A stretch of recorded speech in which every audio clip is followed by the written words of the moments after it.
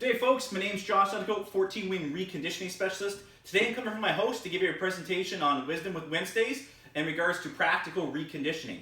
We're going to look at a few tests today that you can do at your house. You can do it with yourself, your spouse, or your kids. It's kind of fun, but it'll also give you insight to how you move. Now, with us working from home, we've probably changed our movement patterns. Well, the habit's been long gone here after about 3 weeks. So if you haven't been doing any conditioning and you used to do certain things, you're probably tightened some muscles up and you've now accommodated and changed how you move. So the tests that we're going to go through might isolate some of those changes or variances, and I'm going to give you some tips to potentially change those.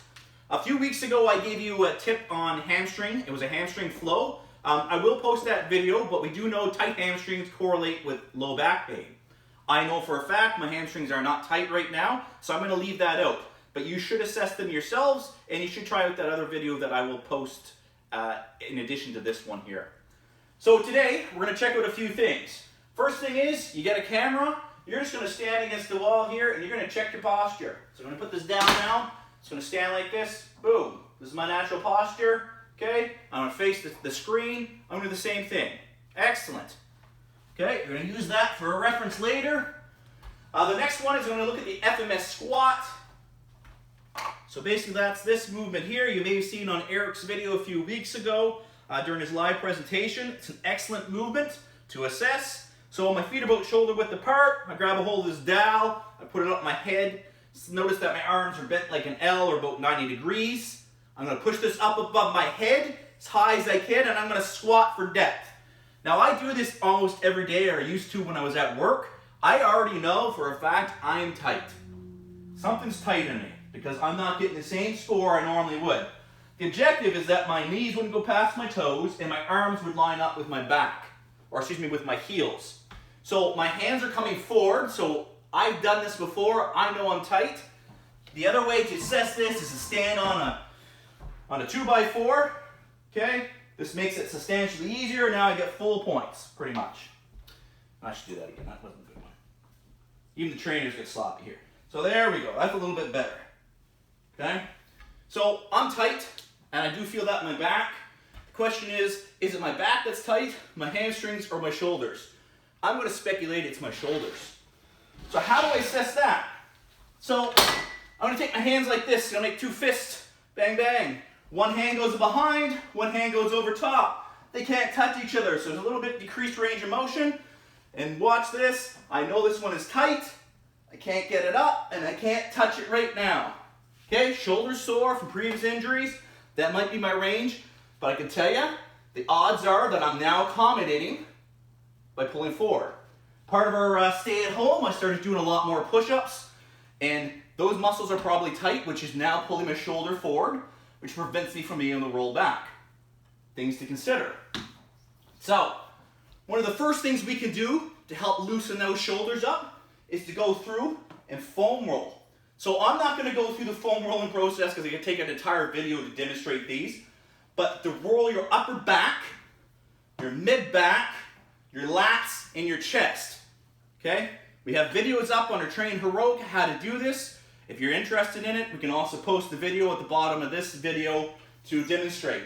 Now, you'd want to do this basically every time that you train. It's about 4 times a week. You'd roll each site probably 2 times 30 seconds. Do it at the beginning, do it at the end. Why do we do this? A myofascial release, if you look at your muscle, we're going to pretend this is your muscle, okay? It's surrounded with a thing like a saran wrap. It's called your fascia. If that saran wrap gets tight, it doesn't allow that muscle to move. So if it's tight, well, it makes sense. I can't move my muscle, so it gets locked into place.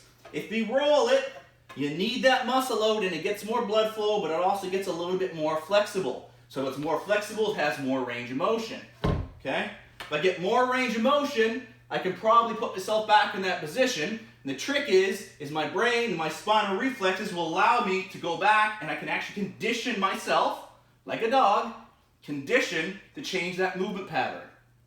Okay, this is why I'm going to do it every day, because it allows you to condition yourself to hold that new position. But we got to look at the muscles and why that may be. Okay? So I got some activation drills, really simple ones to do at home. These are just to teach your muscles to fire. So we're going to start off in like a push-up position. So I'm down on the floor here. Okay, hold the position, call this clocks. We're gonna do 12. 1, 2, 3, 4, 5, 6, 7, 8, 9, 10, 11, 12. And 11, 10, 9, 8, 7, 6, 5, 4, 3, 2, 1, 12.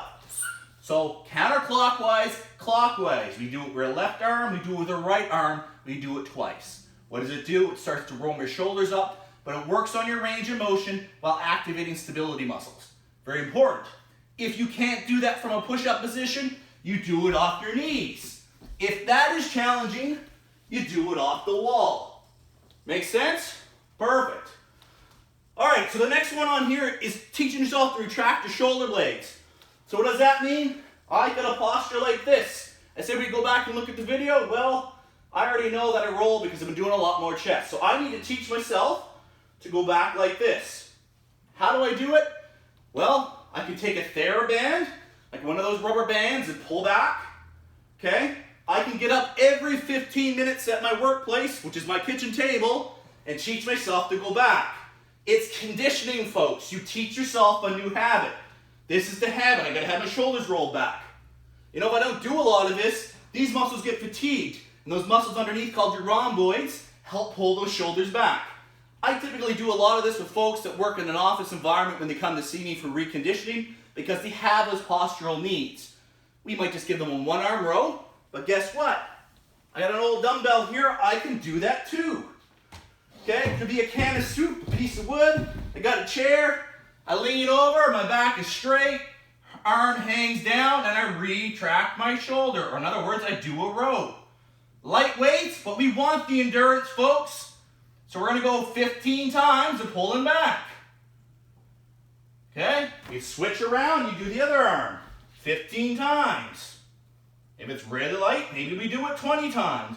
But the point is, it teaches that muscle to fire, it activates it by warming it up, and we do that a few times throughout the day.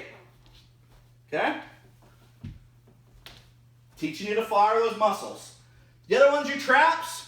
So if I've done that to activate my rhomboids, my traps, pull up and back. Pull up and back. So these are your traps. Here, well, there's a big diamond in your back, but the ones you want to work on is your upper and mid traps. So I pull up and back. Doing a natural movement of my traps rather than just pulling up. We want them to activate by rolling your shoulder back. Use those big muscles to help pull everything open. Does that make sense? Perfect. All right, so the range of motion exercises, I got 3 on here for you.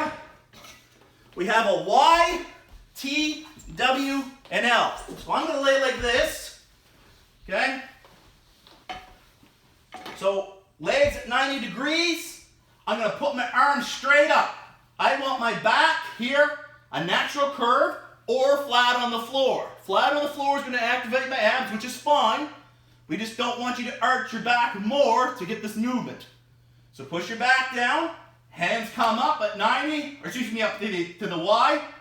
We're gonna go up to a T, okay, keep my back secure, bring my shoulders down. See what happens here? My hands wanna come up. We wanna use our passive weight of our hands or rotate down, hold, come back up to an L, okay? Excellent. We're gonna repeat that one more time. So I go up to a Y, like YMCA. T, W, gonna hold, L, gonna hold, and repeat. We would do that 5 times. So what it looks like standing here, Y, T, W, L. The objective, if some people want to use the wall, and that's fine, but you don't arch your back to make the movement. That's the accommodated process. When we squat, that's what people do because they don't have that range of motion. That's what we assessed at the beginning. If you watch the video, if I start to arch or stick my chest out, we do that. Unfortunately, coaches in the past used to say, stick your chest out when they taught people to squat, but that was not a good thing if you didn't have the range of motion because people are cued to do this, which then takes their back out of alignment, which puts you at risk. So, we're just trying to open up those shoulders. The other one on here is for a shoulder girdle. It's in a lock position. So I'll show you from this position here. First, we're down, lock your elbows in, hand behind your back, rotate up and hold. So 1, 2, 3, 4, 5. Come back down. Release. Other arm. Come back up. 1, 2, 3, 4, 5. Show you from this side. We want to do 5 reps with this, folks. So we're here, tight in, rotate up. 1, 2, 3, 4, 5. Couple things going on there. We are definitely working the range of motion of getting the hand up, like that assessment we did, which is great. The other thing is we're actually teaching those muscles in your back to loosen off, which may inhibit your rotation, or which may prevent you from doing that motion. So again, cueing and activating so that the muscle flows and works as a team rather than separate units that may limit your range of motion, which then puts you at risk. The other one I got on here is a locked shoulder girdle stretch. You may have seen this before. People usually do it at the gym, but there's 4 stretches that you do off 2 motions. So first thing is, I don't want to hit the ceiling, but I'm putting my hands behind my back. So that original position, I grab here, I pull up, trying to get more range. There's the stretch. I'm going to hold that there for 30 seconds. Okay? For time-wise and simplicity, I'm not going to do that right now. But again, I just hold that for 30 seconds. The second stretch, I take that hand that's grabbing this, and I'm going to pull it down. Right? If I need more range, and I pull up on here, and I pull down. And man, I can feel that in my shoulder now. Perfect. Okay, we're going to switch sides. I can't even remember which side that is. I'm going to get a hold of that down there. There we go. All right, so we're going to pull up. Same thing. Pulling here. You can see this shoulder is substantially tighter than the other one. Okay? And I'm going to pull down so I get the other side. Excellent. So undoubtedly, folks, if I went back and I assessed my posture, my squat and shoulders right now, those few exercises probably have opened me up. You might not see it, but I am actually warm now. I do feel like I'm getting a muscular pump on my chest and my shoulders, which means I'm more pliable. And that's without doing the foam rolling. So I do challenge you to try this out. I've been talking to a few people, their shoulders haven't bothering you. You don't need much room. You need minimal amount of equipment here. And you can repeat this thing 4 times a week, folks. Basically once or twice a day. And you will succeed at getting more range of motion in your shoulders. Now, is it going to make you big and bulky? Unlikely. But what it's going to do is hopefully prevent some injuries in the future, as well as give you more stability in your shoulder. If there's any pain response with this, you can't do the motion. And if you have a scale of 1 to 10, you should always assess yourself to begin with.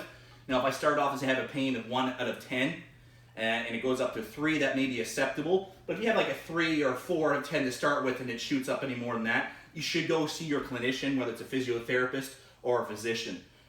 Once we get clearance, like once I would get clearance from those folks that you're fine to do these motions, then we take you through. But for 99% of us, we probably have no issues, so you should be fine to do this. But anyways, again, I'm Josh Lego, 14-wing reconditioning specialist. I hope you learned a thing or two today, and I'm here to help support. We'll have some videos up with the hamstring flow, as well as this, and I will link in the foam rolling. But keep fit to fight. Have a great day, and enjoy.